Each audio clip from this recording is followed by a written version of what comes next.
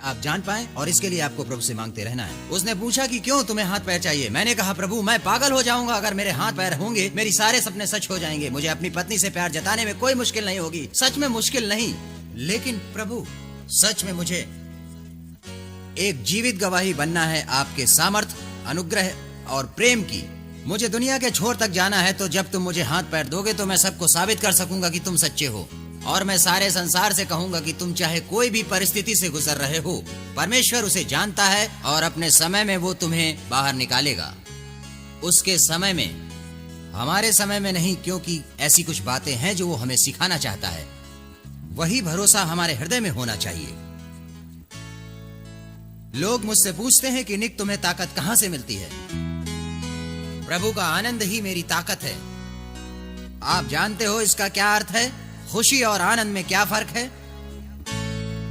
खुशी का मतलब जब आपके जीवन में सब कुछ अच्छा हो रहा हो। आनंद, आनंद, परमेश्वर का आनंद ये जानना है कि चाहे कुछ भी हो जाए, परमेश्वर आपके साथ है और आपको कभी नहीं त्यागेगा। वो तुम्हें कभी नहीं छोड़ेगा। तुम्हारे जीवन में कठिन समय आते हैं, आपके जीवन में कई तूफान हैं और वो शायद आपके काबू में नहीं हैं, और परमेश्वर शायद उस तूफान को नहीं रोकेगा, परंतु तूफान समाप्त होने तक संभालेगा। और वो आशा जो मसीह में हमें है, उसी कारण मैं मुस्कुरा कर आपसे कह सकता हूँ कि परमेश्वर मुझसे प्रेम करता है और आपसे भी। आप जानना चाहते हो महिमा जो इसमें प्रकट हुई है? मैं ये अंत में बताने वाला था, लेकिन ये इतना अच्छा है कि मैं तुम्हें अभी बताऊंगा। मैं पिछले 2 साल में 3 बार अमेरिका जा चुका हूँ, ठीक है, और मैंने अकाउंटिंग और फाइनेंशियल प्लानिंग में डबल डिग्री प्राप्त की है। मैं कहीं काम नहीं करूंगा क्योंकि मैं विश्वास करता हूँ कि मैं बहुत लोकप्रिय बनूंगा, एक अंतर्राष्ट्रीय प्रोत्साहन वक्ता। ओह धन्यवाद, प्रभु की स्तुति हो। मैं स्कूलों में जा रहा हूँ। पिछले साल और इस साल करीब 40 स्कूलों में बात की है, यानी 2003 में। स्वाभिमान बढ़ाना, ऊंचे ध्येय रखना, कभी ना हारने के बारे में बात करता हूँ। मैंने व्यापार जगत में एक व्यावसायिक वक्ता बनने की ट्रेनिंग अभी इसी साल समाप्त की है। तो अब मेरे सामने 3 प्रकार के दर्शक हैं और ये शुरुआत है। मैं छोटी उम्र में ही आर्थिक रूप से स्वतंत्र होना चाहता हूँ, इसलिए मैंने पिछले साल एक नया घर खरीदा और परमेश्वर ने मुझे एक बड़े निवेश में आशीषित किया। प्रभु की स्तुति हो। और अब मैं दूसरा घर लेने वाला हूँ और मुझे रियल एस्टेट में दिलचस्पी, दरअसल रियल एस्टेट में नहीं पर स्टॉक मार्केट में, ऑप्शन ट्रेडिंग में। मैं और क्या कर रहा हूँ? ओपरा विनफ्री शो में जा रहा हूँ। प्रभु की स्तुति हो। ये अलग बात है कि वो इसके बारे में अब तक नहीं जानती। सोचता हूं 1 हफ्ते पहले उसे बता दूंगा, पर यह जरूर होगा। पर क्या जानते हो वो अद्भुत आशा जो मसीह यीशु में है? आप जानते हो कि आप किसी चीज के लिए प्रार्थना कर रहे हो और वो शायद पूरी ना हो, पर यह अच्छी बात है कि अगर आप किसी चीज के लिए प्रार्थना करो, वो पूरी होगी अगर परमेश्वर की इच्छा है उसके समय में। ये जान लो, परमेश्वर की इच्छा और उसका समय नहीं है तो उसके पास आपके लिए कुछ बेहतर है। मैं आपको एक उदाहरण देता हूं। मुझे अनेक लड़कियां अच्छी लगी, हर साल नई लड़की, ये पागलपन है। लगता है कि यहां भी मुझे कुछ लड़कियों से प्रेम है शायद, और मैं सोचता हूं मैं उससे शादी करूं। वो बहुत खूबसूरत दिखती है और मैं जानता हूं कि मेरी पत्नी बहुत खूबसूरत होगी, बहुत खूबसूरत, और उसमें मसीह के लिए एक अद्भुत जोश होगा और जो जरूर सिद्ध होगा, पर मैं रुक नहीं सकता। हंसने की बात यह है कि कुछ समय तक एक लड़की मुझे अच्छी लगती है और फिर दूसरी, और मैं सोचता हूं कि ये क्या हो रहा है, और मैं परमेश्वर से प्रार्थना करता हूं कि परमेश्वर तेरे समय में तू पत्नी दे, पर मैं इंतजार नहीं कर सकता। पर क्या आप जानते हैं वो अद्भुत बात कि प्रेम में पड़ना कैसा होता है, और हम जो देख सकते हैं वो सिर्फ अच्छी बातें होती हैं जब तक शादी नहीं होती। सही है, पर मैं सिर्फ अच्छी बातें देखता हूं, जिससे जो अद्भुत प्रकटीकरण मुझे मिला कि आज तक जितनी भी लड़कियां मुझे अच्छी लगी हैं, वो सिर्फ आने वाले कल की झलक हैं। हेलो, सिर्फ आने वाले कल की झलक है। हेलो हेलो हेलो,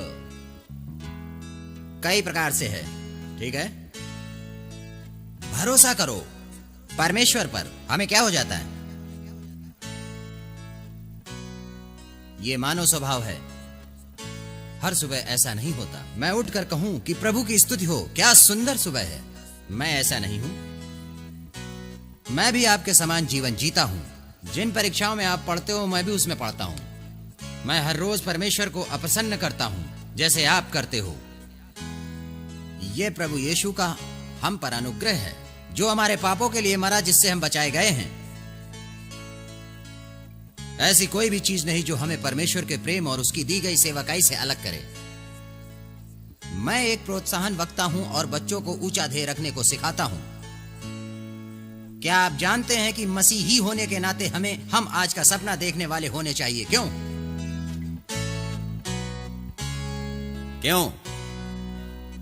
फिलिपियो अध्याय 4 वचन 13। यीशु के द्वारा मैं सब कुछ कर सकता हूं, जो मुझे सामर्थ्य देता है। सब कुछ, कोई भी कार्य पूरा करने के लिए, कोई भी कार्य। हाँ, मेरा आपसे प्रश्न यह है कि आपका सपना कितना बड़ा है? आपका सपना कितना बड़ा है? अगले सप्ताह आपकी सेवकाई कितनी बड़ी होगी? कितनी बड़ी? 10 साल बाद, 20 साल बाद? जब हम सेवकाई की शुरुआत करते हैं, हम 2 बातें गलत करते हैं। सबसे पहले, अगर मैं कहता हूं कि मेरा सपना और लक्ष्य एक वक्ता बनना है, अब हम देखना है कि मैं किस प्रकार का वक्ता हूं। अगर मैं 10,000 लोगों के सामने घबरा जाता हूं या मैं पृथ्वी के दूसरे छोर तक यात्रा करता हूं, सही सोचे तो ठीक है। अगर मैंने अच्छी तरह समझाया तो आप समझते हो, यही हम करते हैं। देखने के लिए हम कितनी दूर जा सकते हैं, हमारी काबिलियत कितनी है, हम क्या कर सकते हैं।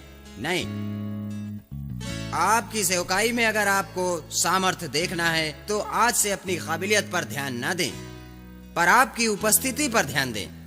जब आप परमेश्वर के कार्य के लिए अपने आप को उपस्थित रखते हो कि वो आपके द्वारा अलग अलग सेवकाई से दुनिया के कोने कोने तक पहुंचे, तो सोचो क्या होगा, सोचो क्या हो सकता है। मैं आपको कुछ बेहतरीन बातें बताऊंगा जो होंगी, क्योंकि वो मेरे साथ हो रही हैं और ये सिर्फ शुरुआत है।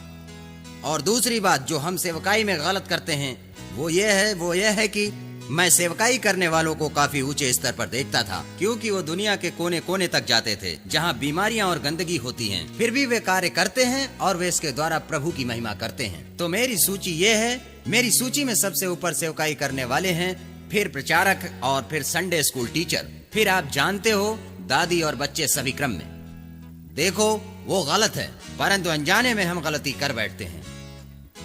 ये कितना गलत है। अगर परमेश्वर ने तुम्हें सेवकाई में कुछ करने बुलाया है तो आप अपने पूर्ण हृदय से सेवा करो। परमेश्वर आपको आशीष देगा, आपकी सेवकाई को मूल्य देगा और इतनी हद तक मूल्य देगा जिसकी कोई सीमा नहीं। आप जानते हो सेवकाई क्या होती है? एक अजनबी को मुस्कुराना, प्रेम। कुछ लोगों को सेवकाई का दान होता है, कुछ को प्रचार का, कुछ प्रार्थना योद्धा, माँ जैसा प्रेम देना दूसरे बच्चों को। यही नैसर्गिक सेवकाई है। इसके लिए प्रभु की स्तुति हो।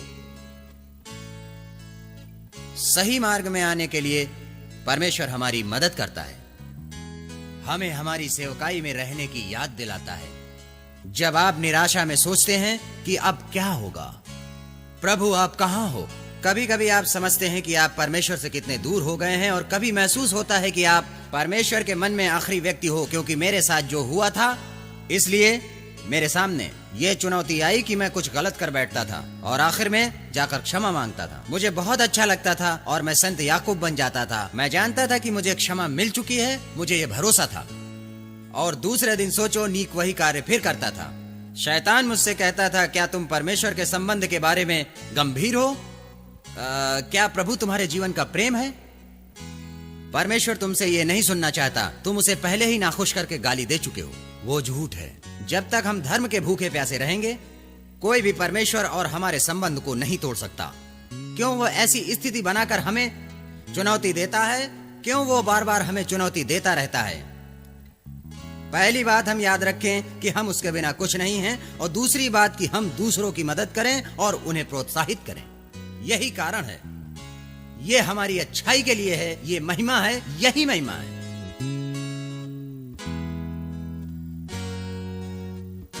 आप जानते हो, अद्भुत मेरा सपना। मैं यहां खड़ा होकर ये कह सकता हूं कि बड़ा सपना देखो, पर कितना बड़ा सपना देखेंगे? हमारा परमेश्वर कितना बड़ा है। कभी कभी हम परमेश्वर को छोटे बक्से में डाल देते हैं। हमारा परमेश्वर कितना बड़ा है। आप जानते हो कि हम परमेश्वर को बक्से में डाल देते हैं और कहते हैं ये समस्या बड़ी है और ये छोटी है। हम प्रभु को बक्से में डाल देते हैं। आप जानते हो कि हमेशा वो अपना सर बाहर निकाल कर कहेगा कि मैं यहाँ हूँ। वो खुद बक्से के बाहर कभी नहीं आएगा। आपको उसे उस बक्से से बाहर निकालना है। मैं प्रार्थना करता हूँ कि जैसे मैं मेरे परमेश्वर को बड़ा देखता हूँ, वैसा आप भी देखो, क्योंकि वो बड़ा है। मैंने स्कूल में बच्चों से पूछा कि तुम्हें ब्लैंक चेक की अद्भुत बात पता है? हेलो तुम जितनी चाहे उतनी रकम लिख सकते हो। तो बच्चों से पूछा कि तुम्हें कितना पैसा चाहिए? हो मैं $10 लाख लूंगा।